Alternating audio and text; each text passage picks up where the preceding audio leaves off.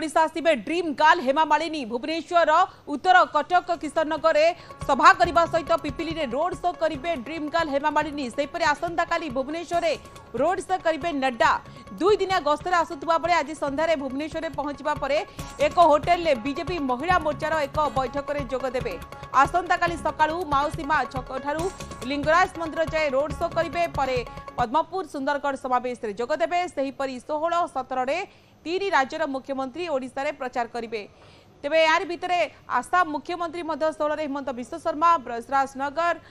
बणई अताबिरा जटनी रे सभा करेंगे पुणी से ही दिन छत्तीसगढ़ मुख्यमंत्री विष्णुदेव साय तलसरा विजयपुर वीरमहाराजपुर सभा करेंगे 17 तारिख में हिमंत विश्व शर्मा कविसूर्यनगर कंटाबांझी लोईसिंघा सत्यवादी पिपिली रे समावेश करेंगे सेहीपरि विष्णुदेव साय सुंदरगढ़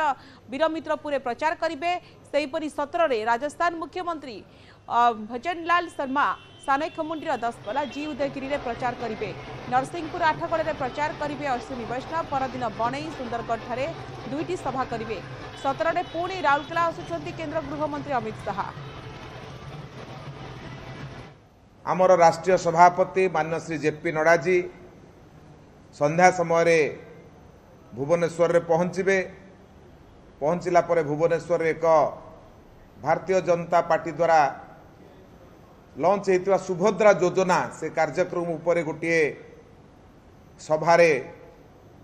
उद्बोधन देबे एवं आसंता काली सकाळे लिंगराज मंदिर माउसीमा मंदिर ठारू लिंगराज मंदिर पर्यंत एक विराट रोड शो कार्यक्रम रे जोग देबे सेठू सरला परे पुणी पद्मपुर रे अपराह्न रे पद्मपुर रे गोटे साधारण सभा रे जोग देबे एवं पद्मपुर साधारण सभा पर सुंदरगढ़ साधारण सभा रे जोग देबे से भली भाव में 16 तारिख दिन हेमंत विश्व शर्मा आमर जे मुख्यमंत्री आपणकर आसाम अछंती तांकर 3टी स्थान रे 16 तारिख दिन सभा हबो प्रथमे ब्रजराज नगर सभा करिवे तापरे बणई रे सभा करिवे एवं तापरे बरगढ़ अताबिरा सभा करेंगे एवं से दिन राति रे भुवनेश्वर जटनी रे मध्य गोटे सभा करेंगे 17 तारिख दिन हेमा मालिनी गस्त हम हेमा मालिनी